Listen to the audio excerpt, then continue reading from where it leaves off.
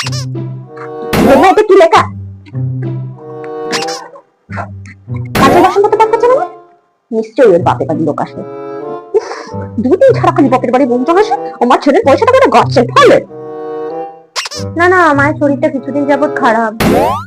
কার সাথে কথা বলছে? যা গরম পড়েছে, কি করে শরীর ভালো থাকবে বলো? নিশ্চয়ই ওর মায়ের সাথে কথা বলছে, আমার নিয়ে চুগলি করছে। কিভাবে আমাকে জব্দ করা যায় তাই তো শিখছে। রান্নাঘরের অবস্থা দেখো কিরকম করে রেখেছে। আর এই মশলাগুলো, এর মধ্যে মশলাগুলো শেষ হয়ে গেল। তেলটা তো কেমন কম কম বলে মনে হচ্ছে। 1 মাসের কাটা আর এত তাড়াতাড়ি শেষ করে দিল। অলক্ষী গো একটা। নিশ্চয়ই আমার ছেলেটাকে বেশি বেশি করে মশলা খাওয়ায়, এই জন্য তো দুদিন ছাড়া ছাড়া আমার বাবুর এত সুন্দর শরীরটা খারাপ হয়ে যায়। একটা অলক্ষী বউ জুটেছে গো। কি গো, চল না আজকে একটু বাইরে থেকে ডিনার করে আসি। কথা হচ্ছে মাত্র আমার ছেলেটা বাইরে থেকে খড়ি কিনলো, অমনি বউ করে স্বামী নুন খড়ে দৌড় দিল। আর কি যাবো তো কোথাও যাওয়া হয় না। আর এই গরমটা পড়েছে, গরমের মধ্যে আমি আর রান্না করতে পারবো না। নিশ্চয়ই আমার নিয়ে পড়েছে।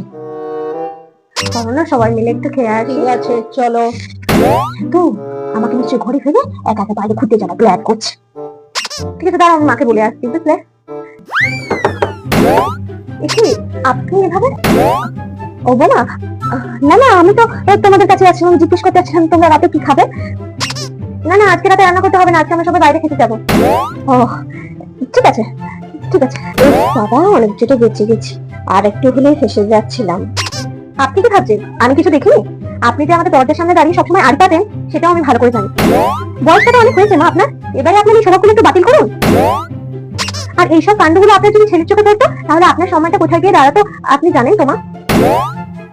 তারপর যদি আপনার ছেলে আপনাকে কিছু বলে, তখন তো বলবেন আমি আপনার ছেলের কানে বিষ ঢেলেছি, সেটার মাথা চিবিয়ে চিবিয়ে খাচ্ছি, আপনার ছেলে তো এখন গোলাম হয়ে গেছে বউয়ের। এসব কথা তো আপনাদের মতো শাশুড়ি মুখে মুখে লেগে আছে।